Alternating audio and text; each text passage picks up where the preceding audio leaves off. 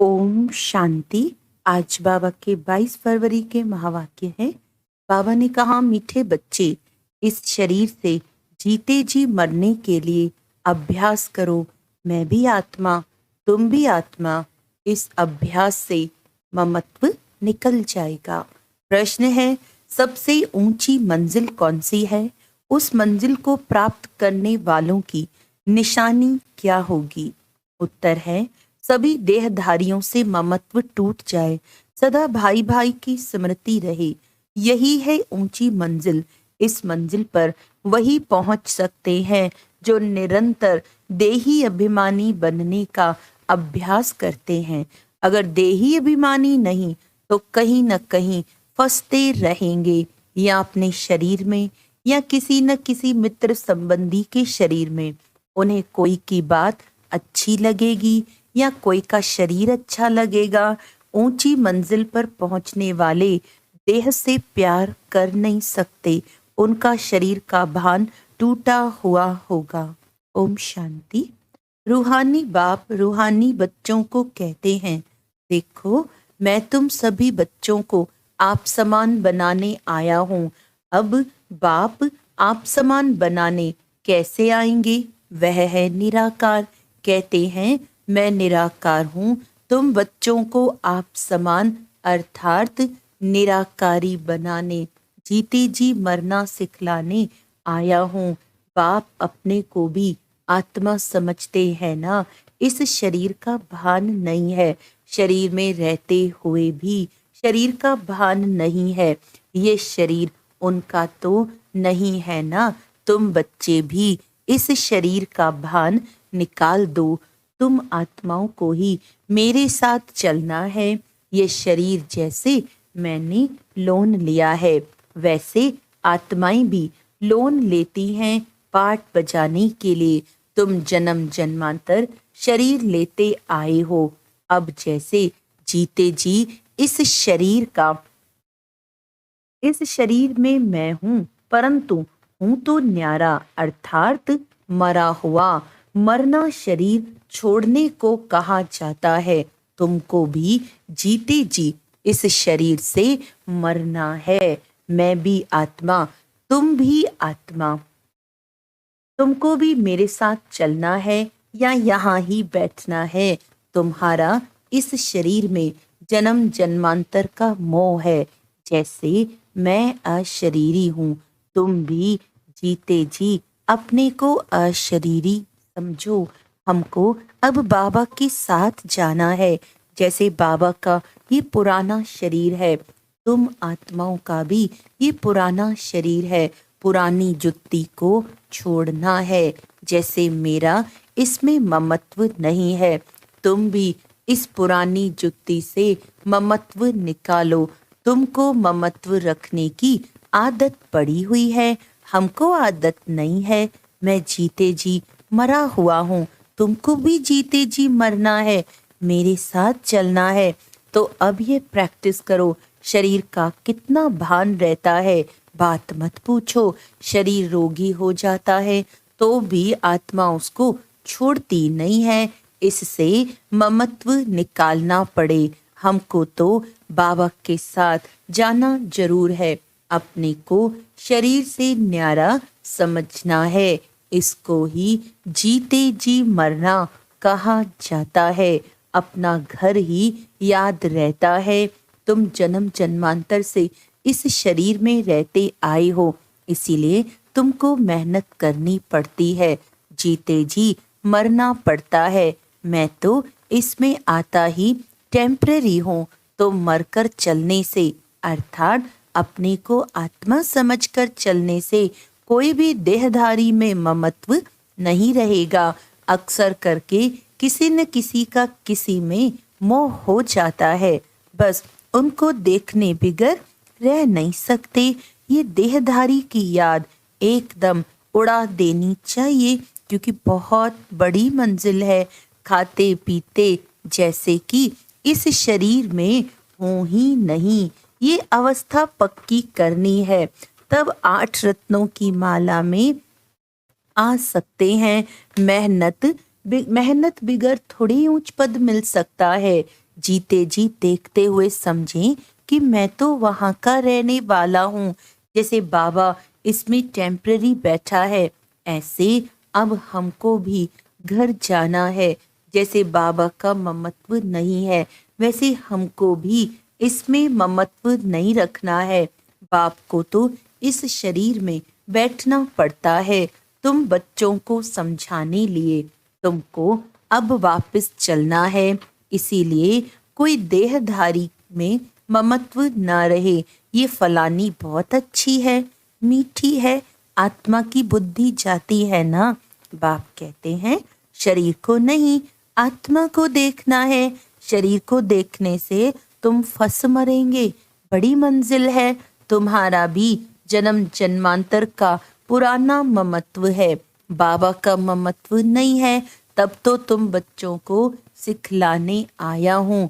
तुम्हारे 84 जन्म पूरे हुए, अब शरीर से भान निकालो। देही अभिमानी होकर न रहने से तुम कहीं न कहीं फंसते रहेंगे। कोई की बात अच्छी लगेगी, कोई का शरीर अच्छा लगेगा, तो घर में भी उनकी याद आती रहेगी। जिस्म पर प्यार होगा तो हार खा लेंगे, ऐसे बहुत खराब हो जाते हैं। बाप कहते हैं स्त्री पुरुष का संबंध छोड़ अपने को आत्मा समझो। यह भी आत्मा, हम भी आत्मा। आत्मा समझते समझते शरीर का भान निकलता जाएगा। बाप की याद से ही विकर्म भी विनाश होंगे। इस बात पर तुम अच्छी तरह से विचार सागर मंथन कर सकते हो। विचार सागर मंथन करने बगैर तुम उछल नहीं सकेंगे।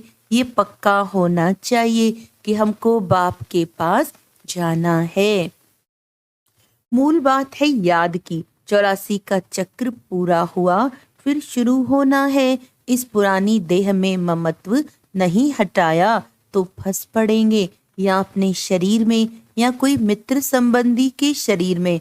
तुमको तो किससे भी दिल नहीं लगानी है। अपने को आत्मा समझ बाप को याद करना है। हम आत्मा भी निराकार, बाप भी निराकार। आधा कल्प तुम भक्ति मार्ग में बाप को याद करते आए हो ना। हे प्रभु कहने से शिवलिंग ही सामने आएगा। कोई देहधारी को हे प्रभु कह ना सके। सभी शिव के मंदिर में जाते हैं, उनको ही परमात्मा समझ पूजते हैं। ऊंचे से ऊंचा भगवान एक ही है। ऊंचे से ऊंचा अर्थात परम धाम में रहने वाला। भक्ति भी पहले अव्यभिचारी होती है एक की, फिर व्यभिचारी बन जाती है। तो बाप बार बार बच्चों को समझाते हैं कि तुमको ऊंच पद पाना है तो ये प्रैक्टिस करो। देह का भान छोड़ो। सन्यासी भी विकारों को छोड़ते हैं ना। आगे तो सतो प्रधान थे, अभी तो वह भी तमो प्रधान बन पड़े हैं। सतो प्रधान आत्मा कशिश करती है, अपवित्र आत्माओं को खींचती है, क्योंकि आत्मा पवित्र है। भल पुनर्जन्म में आते हैं तो भी पवित्र होने के कारण खींचते हैं। कितने उन्हों के फॉलोअर्स बनते हैं। जितनी पवित्रता की जास्ती ताकत, उतने ज्यादा फॉलोअर्स। ये बाप तो है ही एवर प्योर, और है भी गुप्त। डबल है ना, ताकत सारी उनकी है, इनकी यानी ब्रह्मा की नहीं। शुरू में भी तुमको उसने कशिश की, इस ब्रह्मा ने नहीं, क्योंकि वह तो एवर प्योर है। तुम कोई इनके पिछाड़ी नहीं भागे। ये कहते मैं तो सबसे जास्ती पूरे 84 जन्म प्रवृत्ति मार्ग में रहा, ये तो तुमको खींच ना सके। बाप कहते मैंने तुमको खींचा। बल सन्यासी पवित्र रहते हैं, परंतु मेरे जैसा पवित्र तो कोई भी होगा नहीं। वह तो सब भक्ति मार्ग के शास्त्र आदि सुनाते हैं। मैं आकर तुमको सब वेदों शास्त्रों का सार सुनाता हूँ। चित्र में भी दिखाया है, विष्णु की नाभि से ब्रह्मा निकला, फिर ब्रह्मा के हाथ में शास्त्र दिखाए हैं। अब विष्णु तो ब्रह्मा द्वारा शास्त्रों का सार सुनाते नहीं हैं, वो तो विष्णु को भी भगवान समझ लेते हैं। बाप समझाते हैं मैं इन ब्रह्मा द्वारा सुनाता हूँ, मैं विष्णु द्वारा थोड़ी समझाता हूँ। कहाँ ब्रह्मा कहाँ विष्णु, ब्रह्मा सो विष्णु बनते हैं, फिर 84 जन्म के बाद ये संगम होगा। ये तो नई बातें हैं ना, कितनी वंडरफुल बातें हैं समझाने की। अब तो बाप कहते बच्चे जीते जी मरना है, तुम शरीर में जीते हो ना, समझते हो हम आत्मा हैं, हम बाबा के साथ चले जाएंगे। ये शरीर आदि कुछ भी ले नहीं जाना है। अब बाबा आया है, कुछ तो नई दुनिया में ट्रांसफर कर दें। मनुष्य दान पुण्य आदि करते हैं दूसरे जन्म में पाने के लिए। तुमको भी नई दुनिया में मिलना है, यह भी करेंगे वही जिन्होंने कल्प पहले किया होगा। कम जास्ती कुछ भी होगा नहीं, तुम साक्षी होकर देखते रहेंगे, कुछ कहने की भी दरकार नहीं रहती। फिर भी बाप समझाते हैं जो कुछ करते हैं तो उसका भी अहंकार नहीं आना चाहिए। हम आत्मा ये शरीर छोड़कर जाएंगे, वहाँ नई दुनिया में जाकर नया शरीर लेंगे। गाया भी जाता है, राम गयो रावण गयो। रावण का परिवार कितना बड़ा है, तुम तो मुट्ठी भर हो। ये सारा रावण संप्रदाय है, तुम्हारा राम संप्रदाय कितना थोड़ा होगा, 9 लाख। तुम धरती के सितारे हो ना, माँ बाप और तुम बच्चे। तो बाप बार बार बच्चों को समझाते हैं कि मरजीवा बनने की कोशिश करो। अगर किसको देखकर बुद्धि में आता है ये बहुत अच्छी है, बहुत मीठा समझाती है, यह भी माया का वार होता है। माया ललचा देती है, उनकी तकदीर में नहीं है तो माया सामने आ जाती है।